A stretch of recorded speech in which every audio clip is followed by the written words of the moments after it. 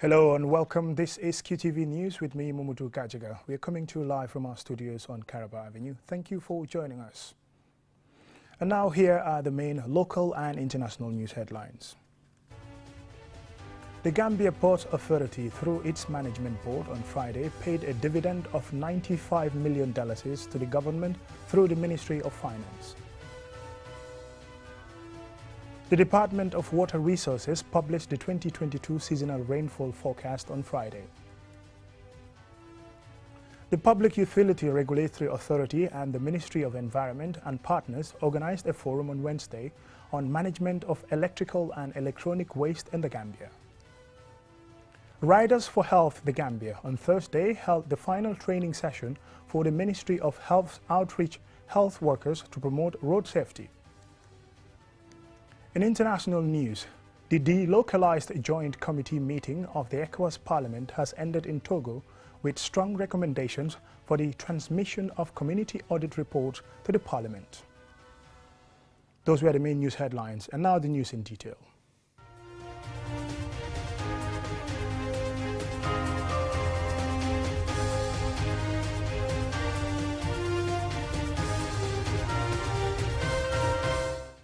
Welcome and thank you if you're just joining us. This is QTV News. The Gambia Ports Authority, GPA, through its management board, paid a check for $95 million on Friday as dividend to government through the Minister of Finance and Economic Affairs, Mr. Sidi Keita. And Omar P. Jallo attended the presentation, and this is his report. Presenting the check at the Ministry of Finance in Banjul, the Deputy Chairman of the Board of Directors of the GPA, Demba Gay, expressed delight, saying this is a clear indication that the GPA management and the board of directors are effective and efficient in delivering on its mandate. He said despite persistent challenges such as COVID-19 pandemic and constraint on infrastructure like the expansion of the container storage facility, the GPA management has proven efficient. Mr. Gay assured government that they will continue to work diligently to generate surpluses that can be used to help other activities by government in developing the country. For all these achievements, well, we need hardly emphasize that the past years were not without their own challenges, due both to the internal and other extraneous factors, coupled with forming subsidiary companies, such as the ferry services. Equally challenging is the efforts being made towards the realization of expansion of the port container storage and berthing facilities. Finally, we wish to extend our thanks to the government on the leadership of His Excellency President Adam Barrow through your good offices, Honorable Minister, for creating the appropriate and stable environment to carry out our duties. Receiving the check on behalf of government, the Minister of Finance and Economic Affairs, Sidi Keita, recognize and acknowledge the Gambia Ports Authority management and staff for their contribution to the financial achievements of the authority. Minister Keita said the monies will accelerate government's efforts in planning revenue estimates and expenditures. The payment of a dividend is a accumulation of the profitable year ended 2020, and the Gambia Ports Authority being the anchor parastatal and very vital to the nation's economic infrastructure, is a very important institution for the government. And we are delighted to receive a dividend payment. However, we believe, given the strategic role of the ports and its centrality to the entire economic system, we applaud the board of directors and the management for a stellar performance. Notwithstanding, we as government, being the key investor in the enterprise, look forward to the board and the management to continue the good work that they have been doing, and we look forward to them doing more.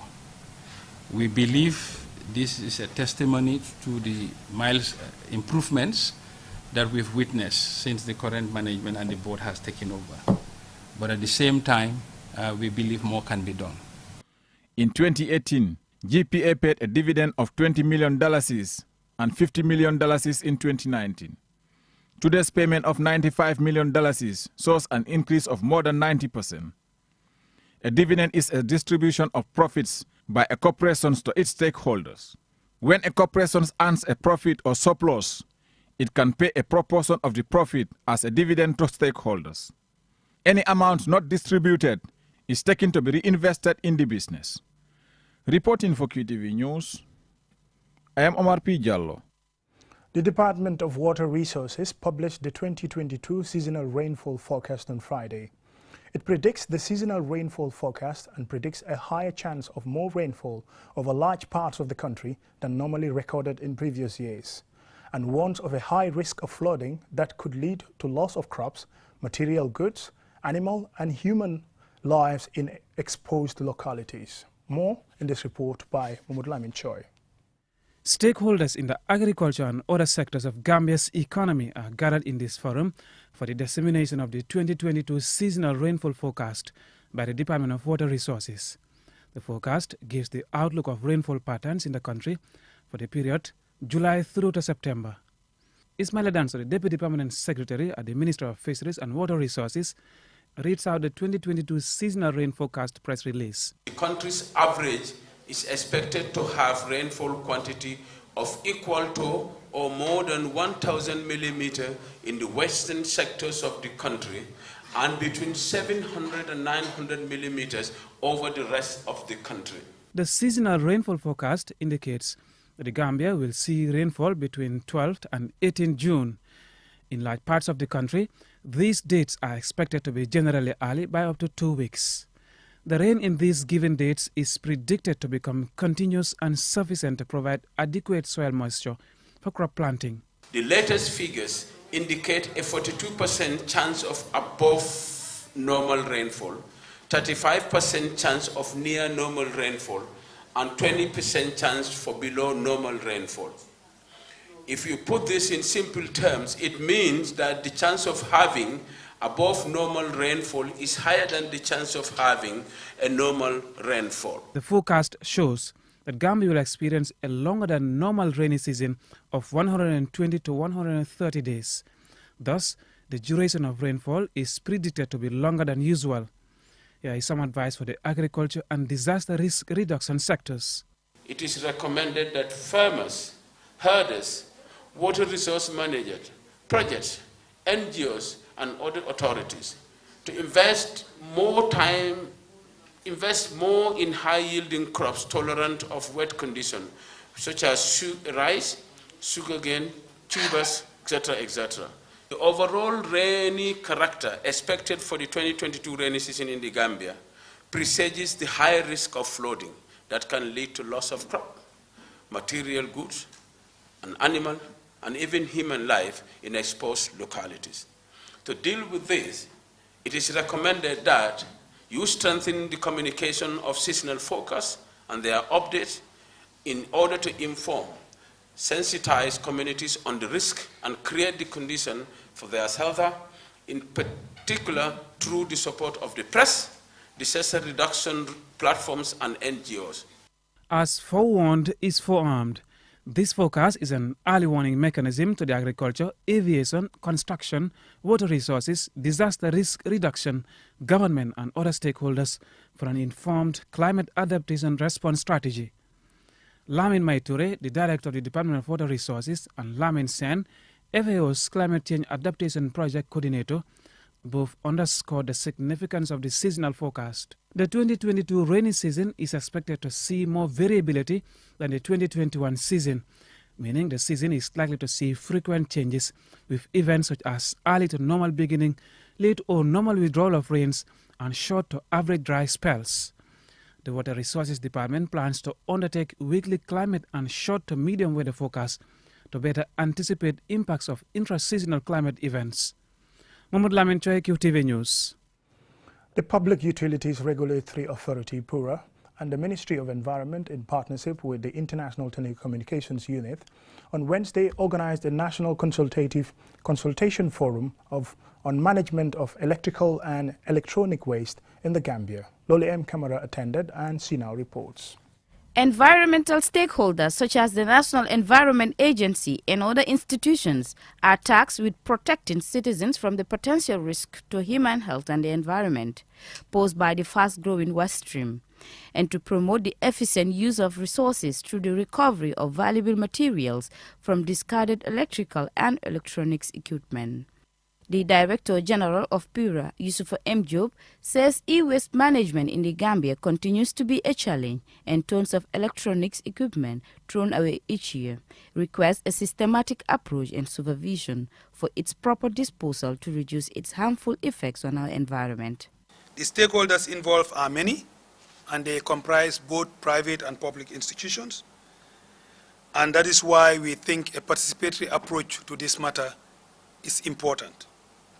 For it to be successful, we all have to put in our best efforts. After this workshop, the outcome will be a draft strategy document which will later be developed into an e-waste policy for the Gambia. Sambo Kinte, Climate Change Officer at the Ministry of Environment, says having all relevant players on board to develop a strategic document for e-waste management in the country is crucial. He added that e-waste management is one of the pressing issues on their agenda, citing that as a country there is no landfill site which is more advanced in technology to manage waste. What we realize is that managing waste at source is not enough. But rather the final destination is key in the process. So how can we come up with measures to ensure that this waste that is being generated at source and is properly treated at the final destination? What are some of these mechanisms that we can put in place to make sure that people have a very clean and healthy environment that they can live in? Samuel Keba-Cole, senior technician at QTV and a participant, shares the importance of this forum. It's a meeting where they are discussing about how to manage electrical waste, which we have a lot of it in town, and I don't know, I have not seen anywhere where the government or any institution is working towards helping us Gambians to manage electrical waste. For waste management, I think is key and it is important, and I think government will be very serious to see that this project starts and they help Gambians to manage it, and so that at our home level we can also be taught how to separate all this waste. Rodine Esfrena, Deputy Director of ICT at PURA, did a PowerPoint presentation on the next steps in developing the National E-Waste Strategy, while Dauda Baji of the National Environment Agency presented on e-waste and electronic equipment situation in the Gambia. At the end of the forum, it is hoped stakeholders will identify best practice, including possible financing mechanisms, roles and responsibilities, and barriers to overcome to enhance public-private sector cooperation. For QTV News, Lolly M. Kamara. Now time to go for a short commercial break, and when we return we still have some more local and international news stories. Please stay tuned.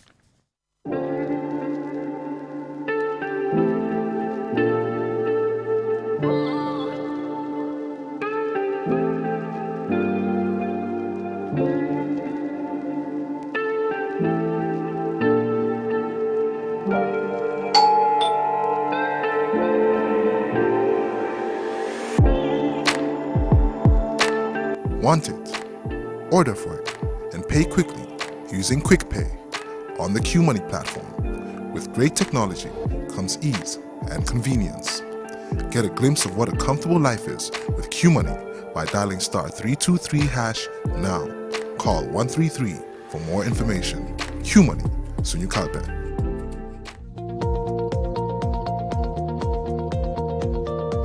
To make sure your company's products and services reach your potential customers, it is essential that you choose the right channel for your marketing purposes. QTV has the widest reach locally and beyond, and we can give your business the visibility it needs. Call QTV Marketing on +220 324 4444 or email us at marketing@qtv.gm and take your business to the world.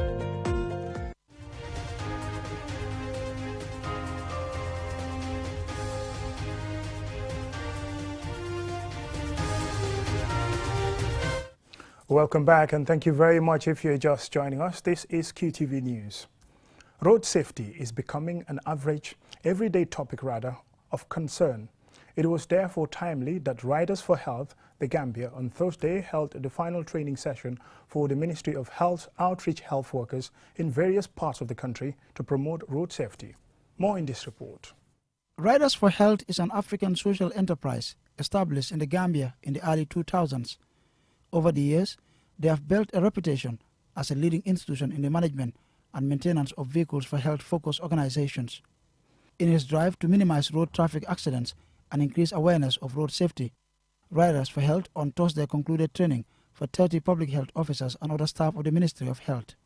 This comes in the wake of a consignment of 61 new motorcycles the institution acquired recently to replace the current fleet of motorcycles used by the Ministry of Health's outreach health workers in regions across the country. Cherno Jallo, Program Director, and Ken Bugul Diko, Administrative Manager of Riders for Health, said the latest development is in line with the institution's untiring drive for training of personnel and replacement of transports deemed economically unviable, and reiterated Riders' commitment to providing quality services for the ministry and its partners. We are mainly dealing with government and government institutions and NGOs that come to us. We deal with them. And because we have infrastructure all over the country, we can give them the support, whether in Upper River region or in Sierra or in North Bank or LRR, anywhere. It is easy to get a vehicle, to buy a vehicle or to get a vehicle or a motorbike, but maintaining it, that's the major issue. We've seen, like in the Gambia here, we have a lot of vehicles parked, a lot of motorbikes parked, and most of them might be minor issues or issues that happened to them came as a result of the riders or the drivers not knowing exactly what to do and at what time to do in order to keep them running as long as possible. Meanwhile, ahead of Friday's handing over ceremony of new motorcycles, they also advise road users to remain law-abiding and encourage the frequent servicing of vehicles. Trainees Bakari Dabo, a public health officer, Sanawali, a senior community nurse, and Yankuba Samate, also a public health officer, all spoke highly of the training they underwent in the past couple of days and thanked Riders for Health for exposing them to new techniques and more road safety tips.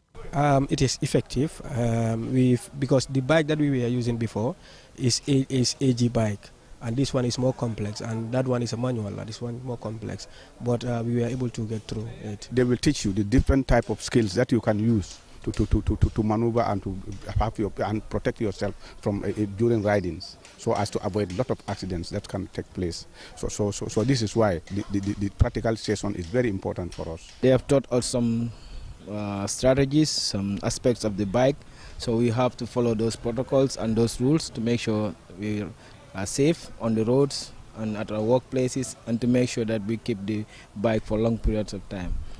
Riders for Health was established to enhance transportation systems within health-focused organizations in Africa, with a vision to live in a world in which no one will die of an easily preventable or curable disease because of barriers of distance, terrain, or poverty preventing them from being reached. With the organization looking forward to Friday's handing over ceremony, officials hope this type of training will help improve the transport sector within the ministry and other health-focused organizations. Answane Sonyasi for QTV News. From that report now to international news.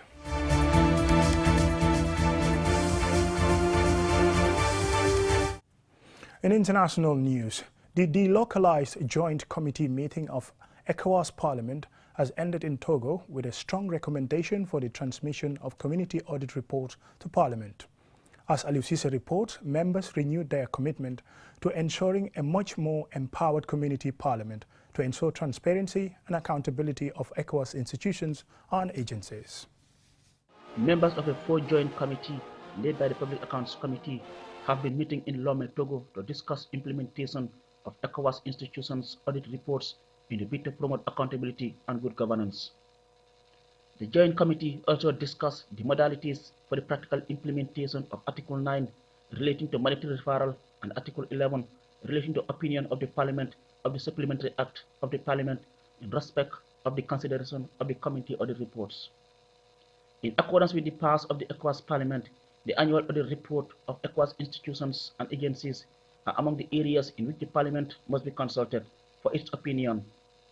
However, where the Parliament fails to give an opinion within the given period stipulated, the Parliament is deemed to have given an opinion. However, the meeting agreed that for the opinion of the Parliament to be useful, it must be followed by concrete action. The Joint Committee identified two broad areas of concern. Firstly, was the failure of the Commission to observe the deadline for the transmission of committee audit reports to Parliament, and secondly, the lack of expertise required on the part of the respective oversight committees to conduct a fitting exercise of democratic control.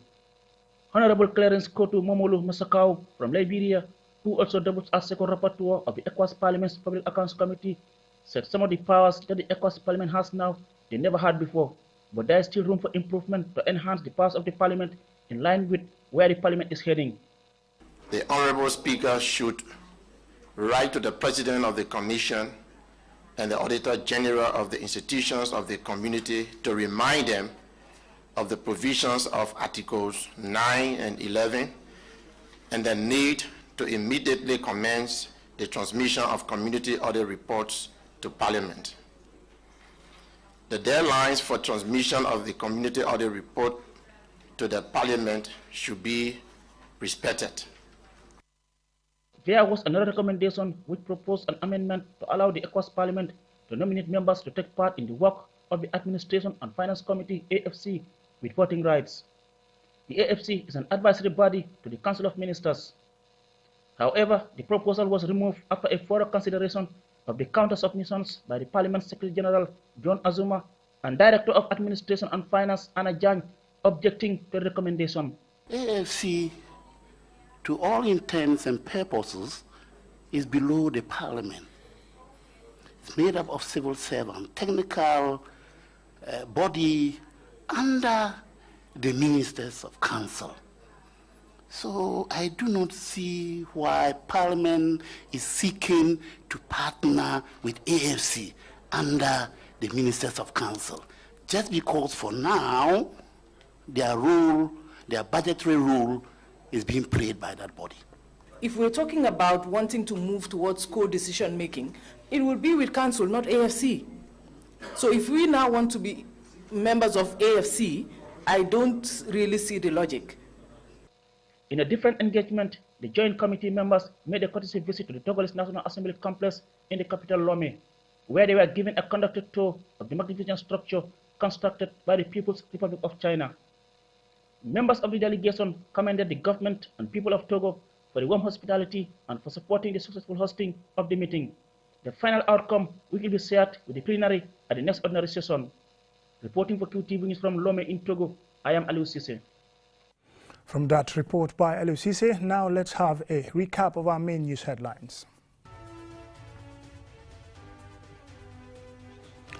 The Gambia Port Authority, through its management board, on Friday paid a dividend of $95 million to government through the Minister of Finance. The Department of Water Resources published the 2022 seasonal rainfall forecast on Friday. It warns of a high risk of flooding that could lead to loss of crops, material goods, animal and human lives in exposed localities. The Public Utility Regulatory Authority and the Ministry of Environment and Partners on Wednesday organized a forum on management of electrical and electronic waste in the Gambia. Riders for Health the Gambia on Thursday held the final training session for the Ministry of Health Outreach Health workers to promote road safety. In international news, the delocalized Joint Committee meeting of the ECOWAS Parliament has ended in Togo with strong recommendations for the transmission of community audit reports to the Parliament. That's all in this edition of the news. Thank you very much for watching. Join us tomorrow for more news.